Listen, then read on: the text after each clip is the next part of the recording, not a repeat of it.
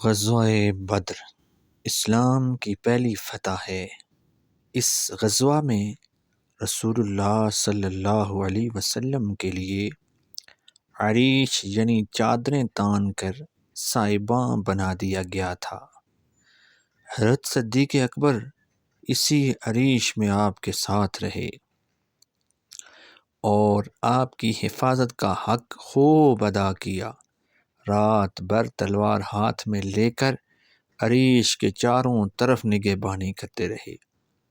جس صبح کو لڑائی شروع ہونے والی تھی، اس کی آخری شب میں رسول اللہ صلی اللہ علیہ وسلم نے نہایت بے قراری کے ساتھ یوں دعا مانگنا شروع کی: خداوند اپنا وعدہ پورا فرما، اگر یہ تیرے فرما بردار بندے اس جگہ شکست پا جائیں گے تو پھر روئے زمین پر تیری عبادت کبھی نہ ہوگی۔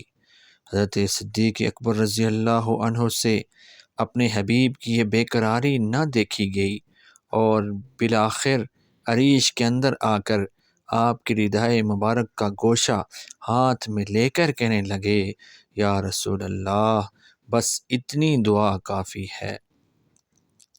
ان کے یہ کہنے پر آپ صلی اللہ علیہ وسلم نے سر اٹھایا تو جبریل امین وحی لیے ہوئے کھڑے تھے۔ فرمایا: ان کو ہزیمت دی جائے گی اور یہ پیٹھ پھیر کر بھاگیں گے۔ شاہ ولی اللہ دہلوی لکھتے ہیں: حضرت صدیق اکبر کی فراست ایمانی تو دیکھو، جبریل علیہ السلام وحی لے کر چلے اور ان کے دل مبارک پر انعکاس ہو گیا اور وہ کہہ اٹھے: بس اتنی دعا کافی ہے، اور ان کا کہنا ٹھیک ثابت ہوا۔